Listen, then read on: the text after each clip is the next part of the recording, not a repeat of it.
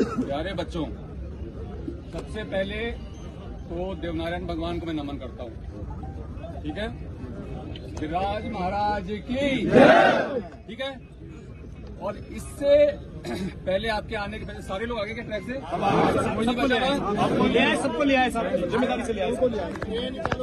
देखो, जो सबसे बड़ी जो बात थी और जो कर्नल साहब जो देके गए अपने समाज को, वो इतनी बड़ी चीज देके गए, मैं कहता हूँ ना पहले कभी कोई देके गया और शायद आगे भी कोई नहीं देके जा पाएगा। मानते हो इस बात को? एक तरीके से समाज के लिए भगवान के बराबर का दर्जा है उनका, जिस तरह से संघर्ष किया और जो देके चले गए। कई बार हम मांगते रहते हैं, प्रयास करते रहते हैं, मिलता नहीं है, लेकिन उनकी रणनीति ऐसी थी, उनकी पकड़ ऐसी थी, उनका रुतबा ऐसा था कि वो काम करा के गए। ठीक है, इसीलिए हम सभी आज उनको बहुत सम्मान देते हैं।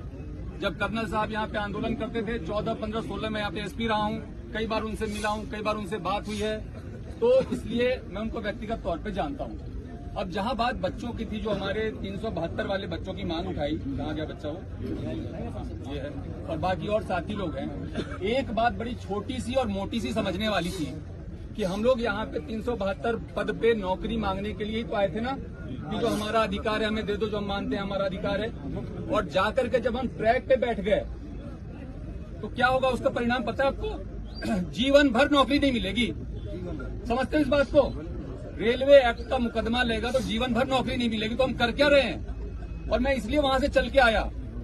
बात ये थी कि पुलिस को नहीं जाना चाहिए, लेकिन मैं इसलिए चल के आया कि ये बच्चे अपने लिए कर क्या रहे हैं। और मैं धन्यवाद देता हूं प्रधान जी का, मैं धन्यवाद देता हूं प्रधान जी का कि इन्होंने सबसे पहले इस बात को समझा, वहां पे गए, आपको समझाया, और अधिकांश बच्चे तो मेरे ख्याल से आगे समझ के और बाकी को भी अब समझा के ले आए।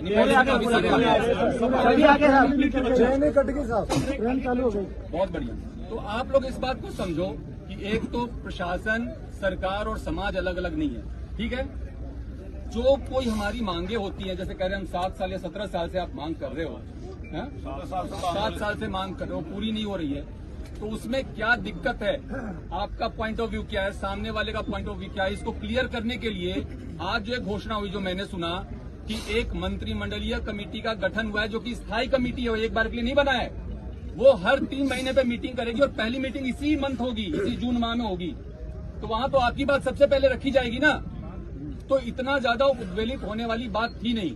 और फिर भी अगर आपके दिल को चोट पहुंचा, मैं समझ सकता हूं, हम लोग सभी रोजगार के लिए बहुत, हमने भी संघर्ष किया है। हम भी कॉलेज में पढ़े, दिल्ली जाके पढ़े, नौकरियों के लिए कंपटीशन दी, फिर नौकरी हुआ तो नौकरी ना, हमें पता है कि एक बेरोजगार का दर्द क्या होता है। लेकिन साथ ही साथ अगर ये दर्द था तो थोड़ा सा धैर्य रखना चाहिए था, मैं मानता हूँ। और मैं कोई आपसे दूर नहीं हूँ, प्रशासन आपसे दूर नहीं है, कलेक्टर साहब, एसपी साहब आपसे दूर नहीं है, और न सरकार आपसे दूर है। मैं आपको कहना चाहूंगा, आपकी जो महापंचायत थी उसमें आपका बिंदु था, जितने भी उसमें पॉइंट्स तय हुए, आप देखिए तो 9वीं अनुसूची में कैबिनेट से प्रस्ताव पारित करा के भेजने की बात हुई। एक ये मन में हमेशा डर रहता है ना सबके कि कहीं हमारा आरक्षण खत्म नहीं हो जाए। ठीक है, तो वो 9वीं अनुसूची में डालने के लिए कैबिनेट से प्रस्ताव पारित करने की बात को लेकर के सरकार ने अपनी सहमति व्यक्त की है, जो कि पहली बार हुआ।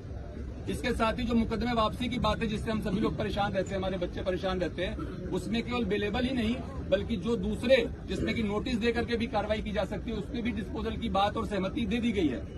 देवनारायण योजना में आपके संघर्ष समिति के जो प्रतिनिधि जो आप नामित करेंगे, उनको शामिल करने की बात हो गई है। कैबिनेट सब कमेटी में जो मीटिंग होगी उसमें आपके प्रतिनिधि जो नामित होंगे उनको शामिल करने की बात हो गई है। तो आप हर 3 महीने पे मिलोगे। आप जो कह रहे हो हमारी कोई बात नहीं सुन रहा, हमारी कोई बात नहीं समझ रहा, हमारी लॉजिकल बात है, वो हर 3 महीने पे सवाल पूछने का आपके पास मौका होगा।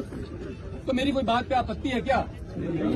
और इस देश में गांधी के देश में अगर गांधीवादी तरीकों को छोड़ करके हम दूसरे तरीके पे जाएंगे और बिना सोचे समझे जाएंगे तो अपना भविष्य अंधकार में डाल रहे हैं। तो मेरे को बच्चों इतनी बात कहनी थी। आप सभी बहुत समझदार हैं, पढ़े लिखे हैं, मैं आपका बड़े भाई जैसा हूं। अगर आप बड़े भाई की राय को मानते हैं, अभी आप लोग जो भी यहाँ बैठ के अपना तय करेंगे नीति रणनीति, उसके बारे में मुझे कुछ नहीं कहना, लेकिन मैं कहूंगा कि जो भी निर्णय लिया करो उसमें अपना भला तो पहले सोच लिया करो, जिससे कि आपका बहुत भारी नुकसान नहीं हो जाए।